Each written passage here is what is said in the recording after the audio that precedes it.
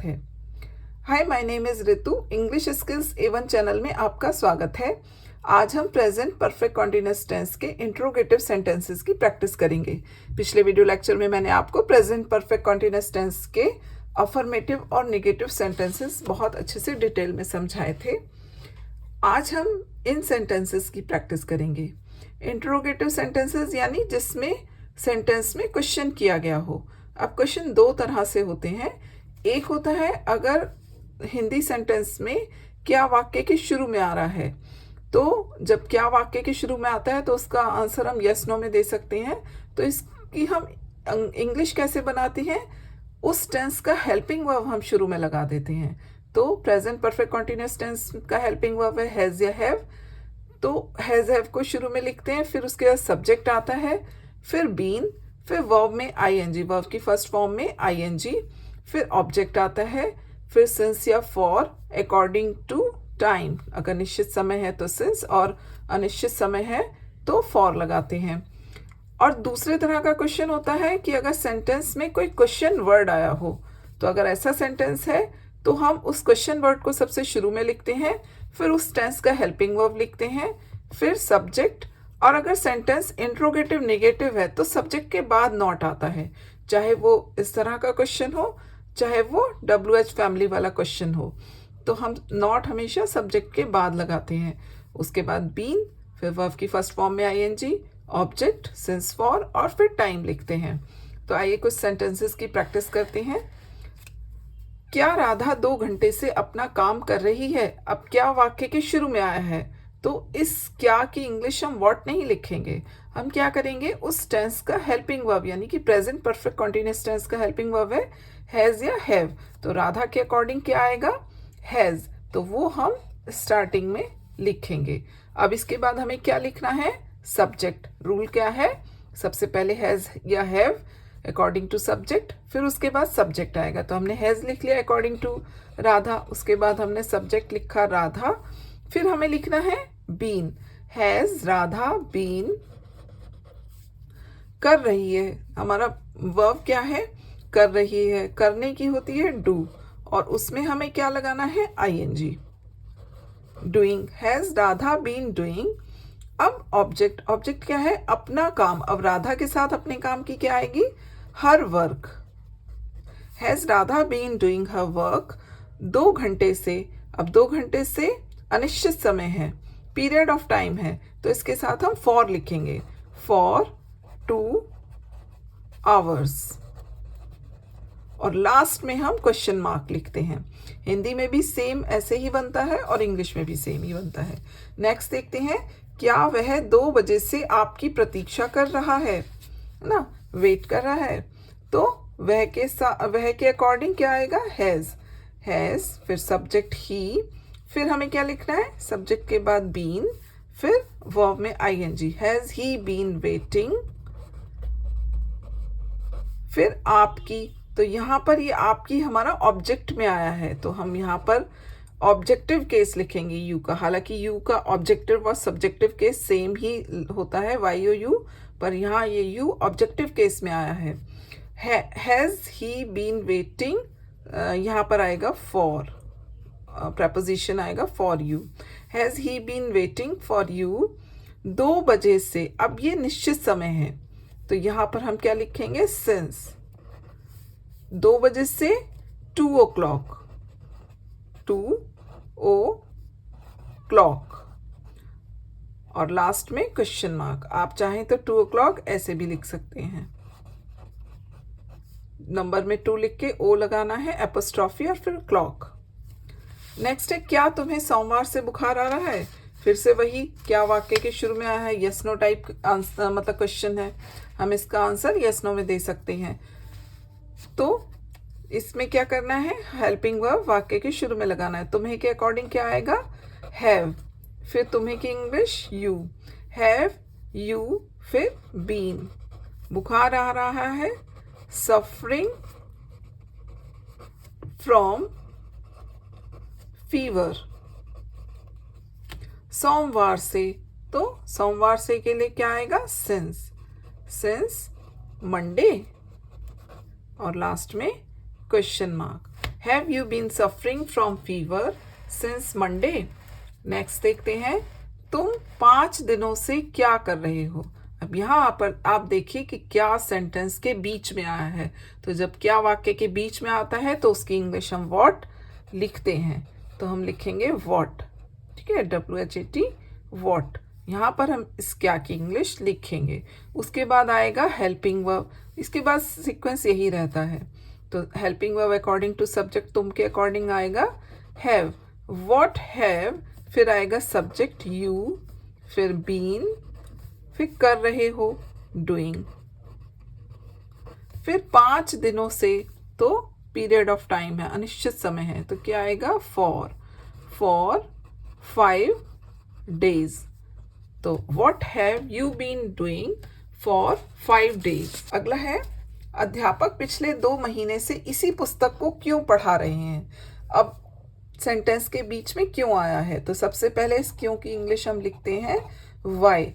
फिर helping verb according to subject, subject हमारा है अध्यापक। वाई हैज द टीचर, फिर बीन लगाना है, बीन टीचिंग, पढ़ाने की होती है टीच, इसी पुस्तक को टीचिंग द सेम बुक,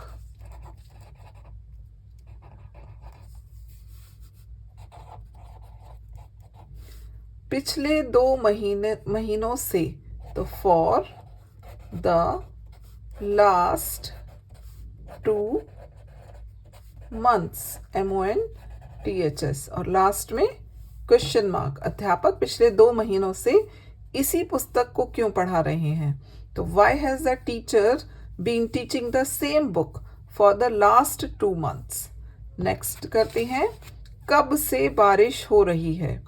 अब इसमें आप देखिए तो समय कुछ नहीं दिया गया है, पूछा गया है कब से बारिश हो रही है, तो इसमें हम सिंस शुरू में लिखेंगे, सिंस व्हेन शुरू में आ जाएगा। अब बारिश वाले सेंटेंस इट से बनते, पहले हम लगाएंगे since when has it been raining, तो लास्ट में क्वेश्चन मार्क। व्हेन के बाद हेल्पिंग वर्ब, फिर हमारा जो इट है वो लिखेंगे, फिर बीन, और फिर वर्ब में ING। Since when has it been raining, कब से बारिश हो रही है। और इसको हम ऐसे भी लिख सकते हैं, दूसरे तरीके से भी बनता है ये, उसमें सिंस फॉर की जरूरत नहीं होती है। How long has it been raining, तो यहाँ पर सिंस फॉर नहीं आया है। आप ऐसे भी बना सकते हैं और इस तरह से भी लिख सकते हैं, since when has it been raining, या how long has it been raining. Next करते हैं, राम जनवरी से कहाँ रह रहा है। अब सबसे पहले कहाँ की इंग्लिश वेयर, और उसके बाद helping verb has. Where has Ram been living, LIVE live होता है लेकिन ING लगाते हैं तो ई हटाकर, where has Ram been living जनवरी से, सिंस जनवरी। मंथ नेम हो, वीकडेज का नेम हो तो सिंस आएगा, सुबह से, दोपहर से, शाम से, सबके साथ सिंस। इस स्कूल में 2 वर्षों से कितने लड़के पढ़ रहे हैं, तो सबसे पहले कितना कितनी के साथ उससे रिलेटेड नाउन साथ में लिखते हैं, यानी कितने लड़के एक साथ लिखेंगे। तो लड़के हम काउंट कर सकते हैं, इसलिए हम लिखेंगे हाउ मैनी बॉयज, फिर हैव, फिर बीन। यहाँ पर सीक्वेंस चेंज हो गया, हाउ मैनी बॉयज एक साथ आ गया ना, तो सीधे हैव बीन आ गया। How many boys have been पढ़ना, studying, STUDYING। How many boys have been studying इस स्कूल में, in this school.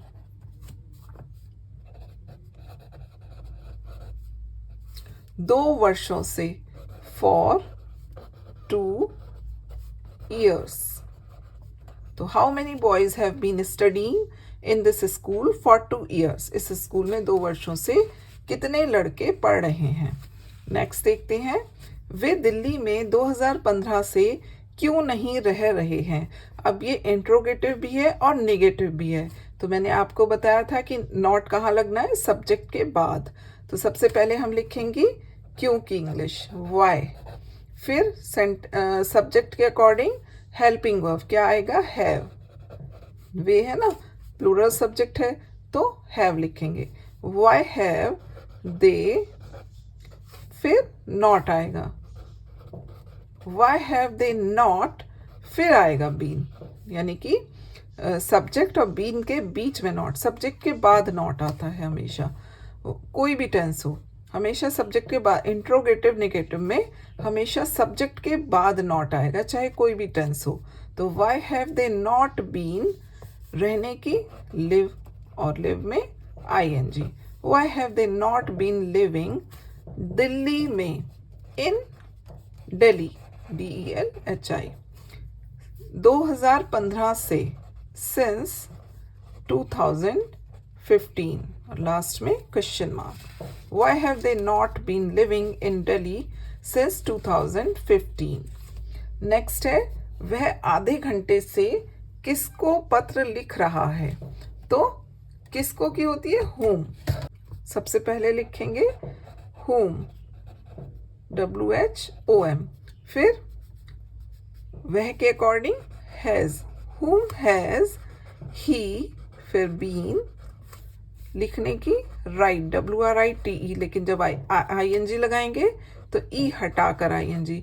whom has he been writing the letter, आधे घंटे से, for half an hour। आधे घंटे की होती है for half an hour। Last में क्वेश्चन मार्क। वह आधे घंटे से किसको पत्र लिख रहा है, whom has he been writing the letter for half an hour। जब आप इनकी काफ़ी सारे सेंटेंसेस की प्रैक्टिस कर लेंगे तो आपको ये बहुत आसान लगने लग जाएंगे। नेक्स्ट देखते हैं, तुम सुबह से कौन सी किताब पढ़ रहे हो। तो कौन सी किताब पहले एक साथ लिखेंगे।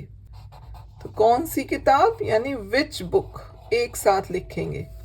विच बुक, फिर तुम के अकॉर्डिंग हेल्पिंग वर्ब हैव, फिर तुम की इंग्लिश यानी सब्जेक्ट आ गया, फिर बीन, फिर बुक पढ़ने के लिए reading. Which book have you been reading, सुबह से, since morning. Which book have you been reading since morning. तुम्हारा दोपहर से कौन इंतजार कर रहा है। अब यहाँ पर हु, और डायरेक्ट आपका हेल्पिंग वर्ब आएगा, हु हैज़ बीन। यहाँ तुम्हारा ऑब्जेक्ट में आएगा, यहाँ कौन जो है वही सब्जेक्ट का काम कर रहा है। Who has been waiting for you, तुम्हारा यहाँ आ गया ऑब्जेक्ट में, सब्जेक्ट कौन ही है। Who has been waiting for you, दोपहर से, सिंस नून, लास्ट में क्वेश्चन मार्क।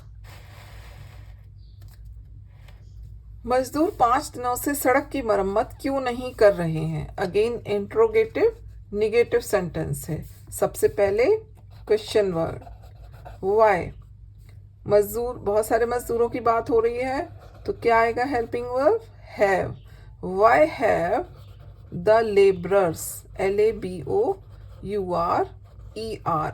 लेबरर्स, फिर सब्जेक्ट लेबरर्स हो गया तो सब्जेक्ट के बाद नॉट आना है तो हमने यहाँ नॉट लिख लिया।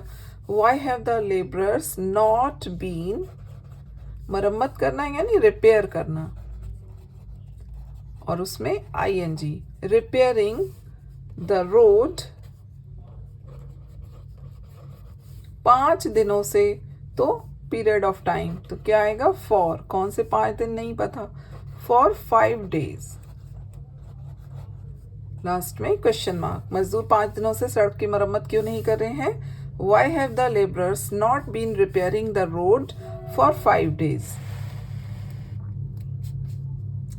राम कितने दिनों से नौकरी ढूंढ रहा है।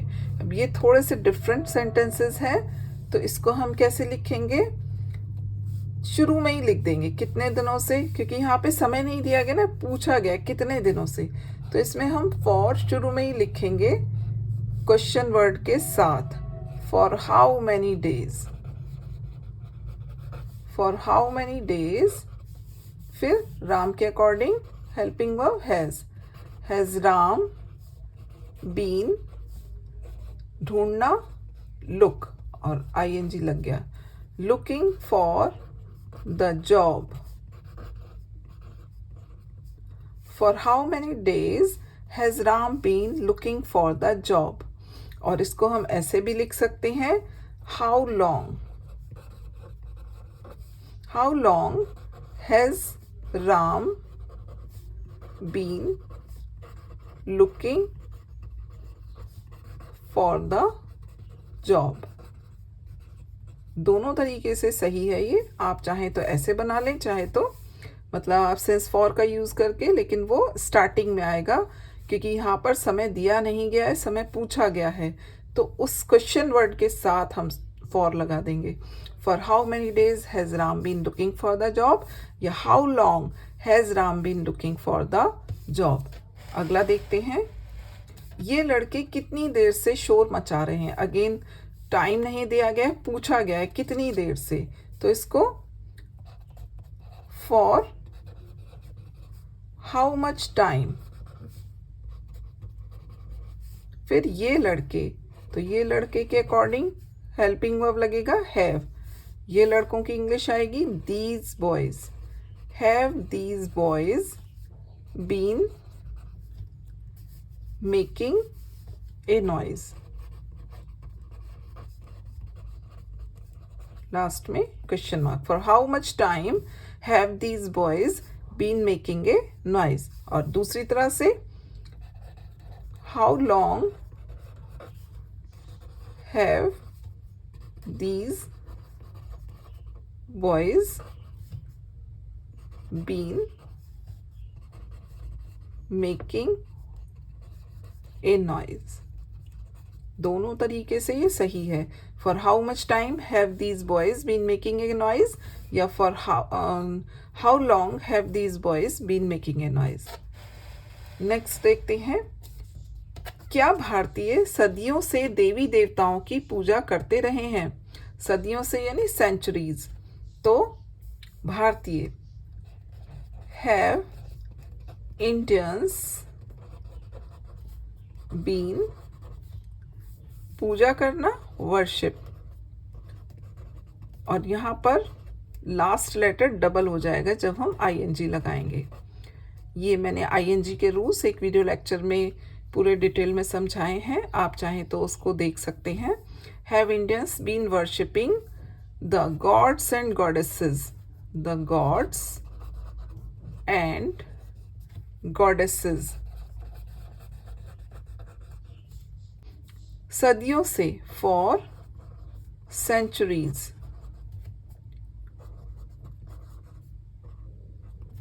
लास्ट में क्वेश्चन मार्क। तो क्या भारतीय सदियों से देवी देवताओं की पूजा करते रहे हैं।